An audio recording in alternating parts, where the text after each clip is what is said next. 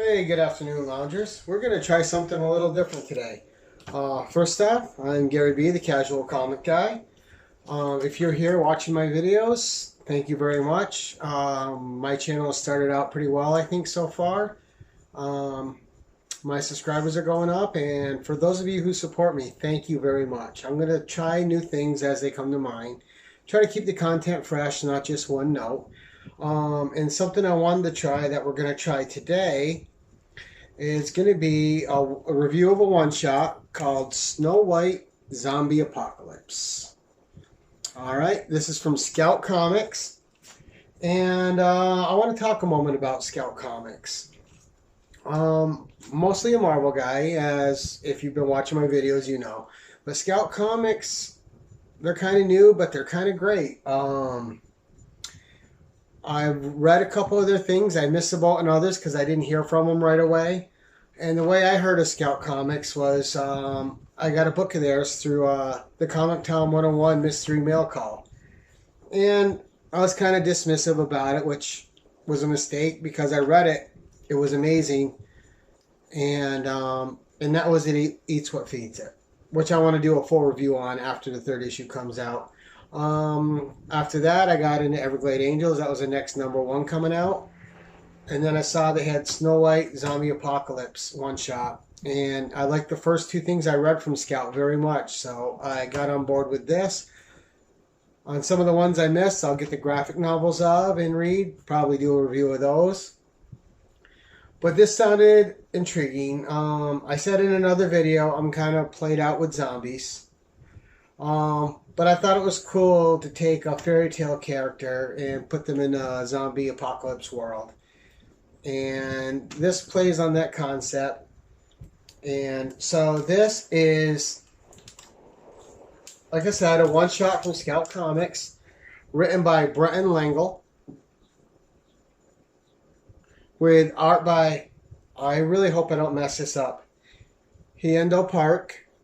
Alright, so illustrator and letterer Hyendo Park. Alright, and this, when you read it, it reads like a first issue. It doesn't read like a one-shot. This reads like an introductory issue into a world. It sets up characters, and then it kind of leaves you at the end. But it feels intentional. It doesn't feel like they didn't know where they were going. It feels like there's a definitive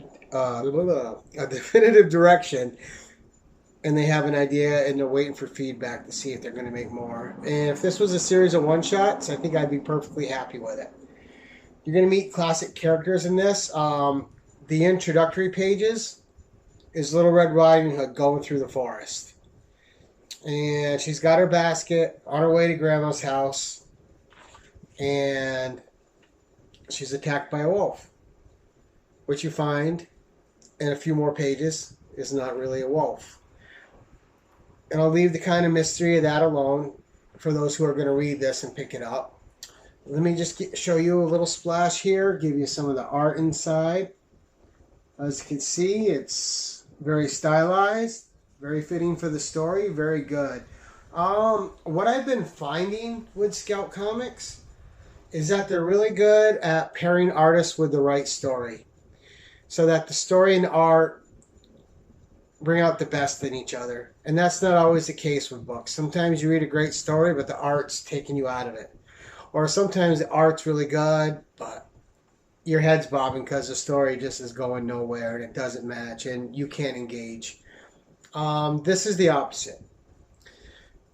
Art that fits the story, and a story that just, it moves along fast. This is a very fast-paced one-shot. You meet Red Riding Hood. She's attacked by a wolf. I don't want to give any spoilers. You meet her. You meet Prince Charming, who is attacked by another wolf, not wolf. And then you meet Rapunzel. And by far, the best character in this book is Rapunzel. And it's called Snow White Zombie Apocalypse. That's because her and Prince Charming run across Snow White in the middle of the forest in a glass coffin. And Rapunzel is scared at first that she's a zombie, which she is not.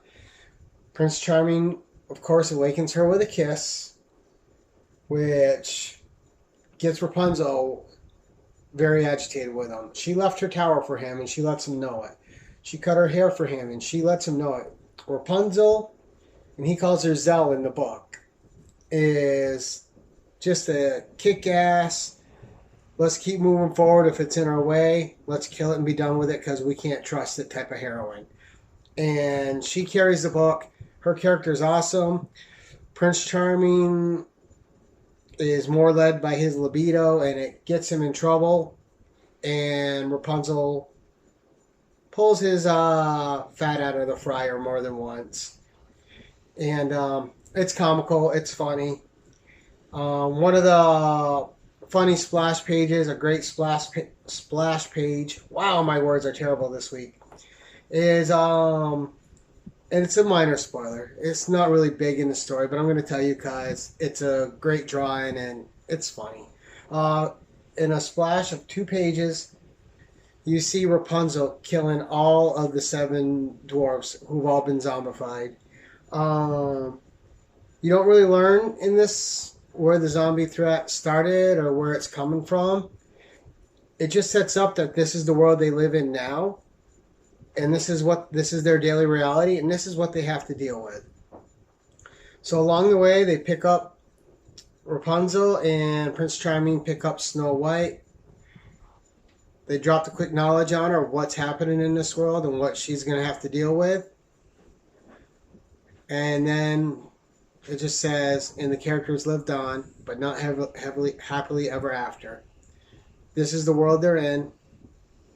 It establishes the world, and it lets you know that there's more to explore here. Great introduction to characters. Again, this is just a quick review. I'm trying not to say too much about it because I don't want to ruin it for anyone. But it's light, it's airy, it's action-based, with fast, fun characters.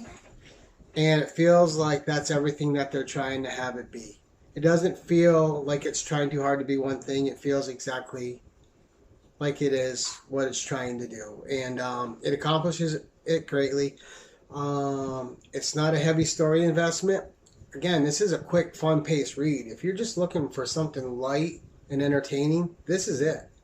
This was light. It was entertaining. Like I said, the art matches the storytelling, which is, I think, has been Scout Comics.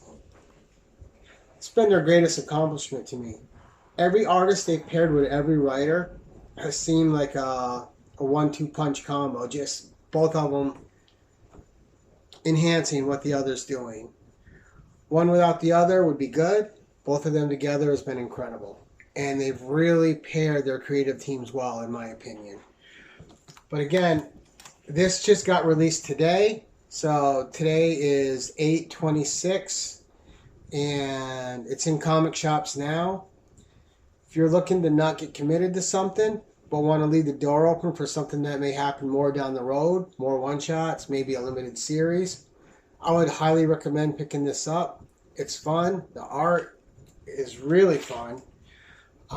Very, very hectic. Very detailed in some ways. But it's a blast. That's the best way to describe this issue. It's just a blast, start to finish. Sets up a fun world, and I hope we revisit it and go back to it. And I think we will, because I think Scout Comics has been having a lot of success with what they're doing. It seems they got a really good formula working, and it seems they're getting a lot of attention and a lot of acclaim from the comics industry, which is good to see because they really seem to be doing things right. And as far as further titles go from this company, I'm fully on board. So, local comic shop released today, Snow White Zombie Apocalypse. If you pick it up and you read it, let me know what you think of it. Is it just something I like? Is it something you digged as well? Let me know in my comments. And if it's not too much of a bother, like, subscribe, hit the notification bell. And if you want to see more one-shot reviews, let me know that in the comments as well. So until next time, Loungers, keep it casual. Thank you. Thank you very much for your support and showing up. I appreciate every one of you. Take care.